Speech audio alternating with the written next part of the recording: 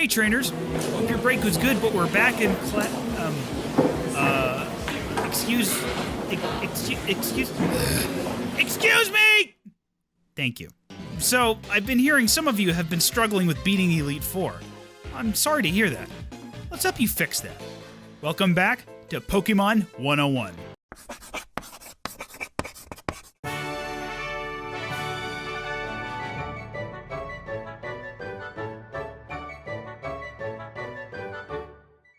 So, this is going to be a series of videos dealing with battling each Pokémon League in their respective regions. To start off this series, we'll be looking at the one I am personally most familiar with, the Diamond and Pearl version of the Sinnoh League. So, bad news first. This is actually one of the toughest leagues in the series. Not only are the Elite Four very diverse with admittedly well-crafted teams, but Cynthia is no pushover. If you're not prepared, she'll have no issue reminding you why she's the champion. Good news, they're not invincible, and some of them have very big chinks in their armor, Smaug's missing scale if you will. Now, before we get into specifics, let's cover a few tips that will be useful in every league. The most obvious piece of advice I can bestow is, have a diverse team. Each member of the Elite Four is a specialist in a specific type of Pokemon. But, generally, the champion is a jack of all trades, with a few outliers here and there. The more options you have, the better you'll be able to adapt to the shifting strategies. You might even want to steer clear of using Pokemon that have the same type, like having both Torterra and Roserade. This will help you ensure that you can fall back on another Pokemon should your plan A fail. Next, every league has their Pokemon around levels 50 to 55, but they can sometimes go up into the high 60s. So you're probably going to want to have your team at a minimum level 55. Now, let's get into the specifics, starting with our first Elite Four, the Bugmaster Aaron. Aaron is not too difficult, but he has two Pokemon you'll need to watch out for, Heracross and Drapion. Dealing with Heracross can be easy with a decent flying-type Pokemon, given his 4x weakness to flying moves. A good Pokemon to take care of Heracross would be Staraptor. Staraptor can learn moves like Aerial Ace and Brave Bird, which can easily eliminate Heracross. Be careful though, Heracross has a massive weakness, but he's also able to tank some attacks and retaliate. Drapion is a different story. Not only is his typing very difficult to overcome, but his moveset is very diverse and able to cover his weaknesses. In this case, recall your flying Pokemon and deploy a Steel type. Lucario is an excellent option, as he is part Steel and at this level is more than ready to clean Drapion's clock. Drapion's big weakness is his special defense, so be sure to give Lucario moves like Aura Sphere to be able to easily pierce his defense. Steelix is an okay option for a Steel type, but I honestly wouldn't recommend using him here. Drapion will most likely move before him and knock him out with Ice Beam. Excluding legendaries, your best options for Steel types here would be Lucario or Empoleon. A decent Rock-type Pokemon, such as Golem or Rampardos, is an okay option for dealing with other bug types, but a Rock type has a very big chance of being destroyed by Heracross, so be careful. Fire types work well too, but options for Fire types are limited outside of Infernape. Next up, Bertha and her Ground types. The one thing you must take into account before starting this fight is that you will be battling in a sandstorm with little to no way to avoid it. Even if you can change the weather, all but one of her Pokemon can reactivate the sandstorm. In this instance, the only way to overcome it is just to outlast it. The best way to beat Bertha is with a decent Grass-type Pokemon. My bias compels me to strongly recommend Torterra here, but he is actually a solid option. He can tank everything she can throw at him and then retaliate with moves like Woodhammer. Abomasnow can also be useful here, but watch out for Wishcash's Rock Slide and Hippowdon's Stone Edge. We now move on to Flint and his mostly fiery companions. Flint will throw you off if you're not prepared. Flint's Infernape and Rapidash are fairly straightforward. Just use a decent water type and you're good to go. What makes him difficult is the fact that 3 out of the 5 Pokemon that he uses aren't fire types. This is where a diverse team really becomes necessary. A good fighting type is a decent option to deal with Lopunny and Steelix, but it won't work for Drifloon. For him, a decent rock type will be more useful, especially since it can be used to take care of some of Aaron's bugs and Flint's fire types. Moving on, we have the Dapper Lucian and his Psychic-type Pokemon. This one can be a problem. A problem named Girafarig. Girafarig is part normal, meaning the usual strategy of using Ghost-type moves and Ghost-type Pokemon is out the window completely. In addition, Lucian uses a Bronzong, which is part Steel. So, we need to get creative. For Lucian, you'll need more than one option as there is no one type that will get the job done. Dark types can get over Girafarig and Bronzong, but your poor Dark type will get mauled by Medicham, who's part Fighting. There are two solid options for this battle, Spiritomb and Honchkrow. Spiritomb is a great option if you're looking for a defensive strategy.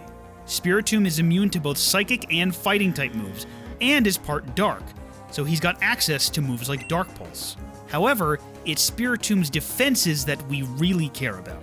Psychic Pokemon generally have a high special attack stat, and Spiritomb has a high special defense stat, at a whopping 108, which means he can tank a lot of attacks while chipping away at Lucian's crew.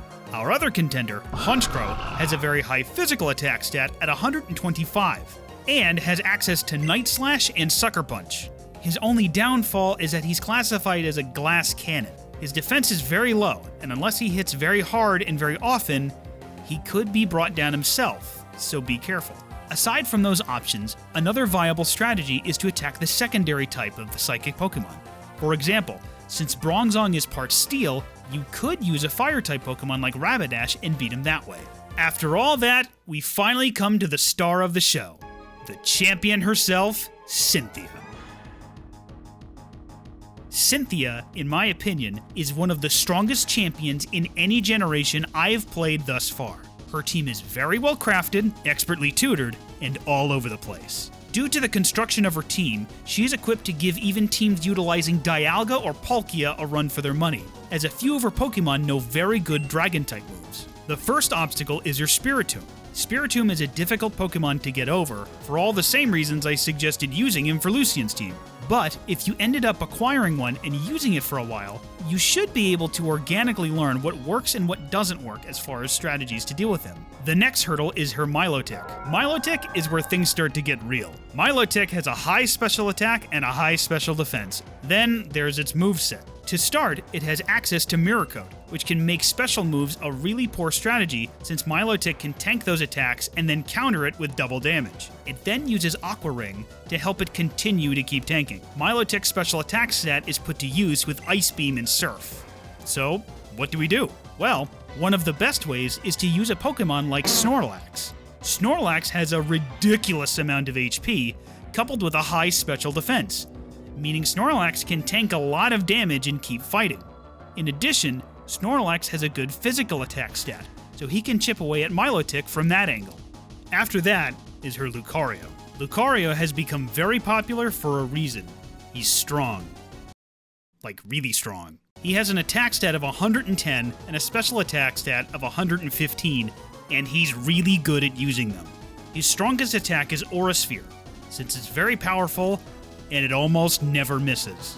Cynthia is even ready for the legendary dragons, so Lucario even knows Dragon Pulse. One of the best Pokemon to deal with Lucario is Infernape.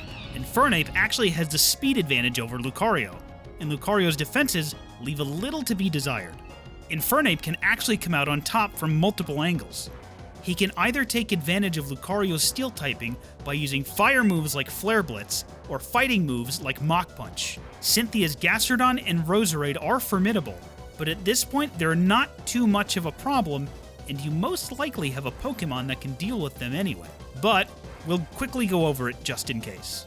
Gastrodon has a 4x weakness to Grass-type attacks, and somewhat low defenses, so a good shot with a Grass move can be devastating. Just watch out for its Sludge Bomb.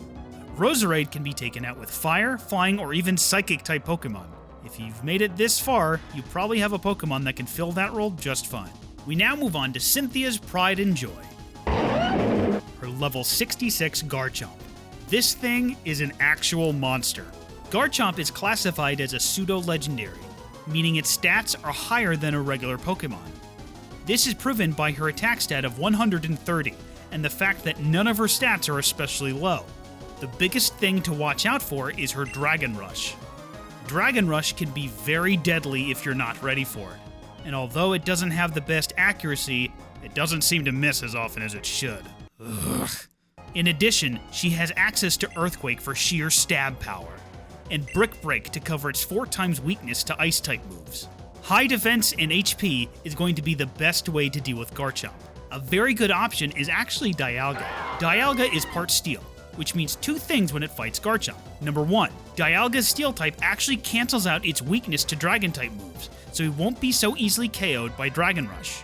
And number 2, you now have to be wary of Garchomp's Earthquake if you're not wanting to use a legendary Pokemon.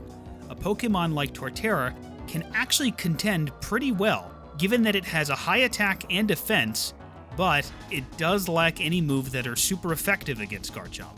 Hippowdon is also not a bad option, due to it having high HP, attack, and defense. Hippowdon also has access to the move Ice Fang, which can take advantage of Garchomp's 4 times weakness. Like I said at the beginning of the video, a diverse team is truly the best way to overcome any league. The more options you have, the more ways you'll be able to adapt and achieve the coveted spot in the Sinnoh League Hall of Fame. I hope this was helpful, and I hope you're able to take this information and make some awesome teams ready to steamroll Cynthia. If you liked the video, consider subscribing for more of these kinds of videos in the future. And if you want updates on new videos, follow me on Twitter. Also, I stream every Tuesday, Friday, and Sunday at 7:30 p.m. Eastern Standard Time over at Twitch at Nerdism for the Win. And now, unless there's any other questions, class dismissed.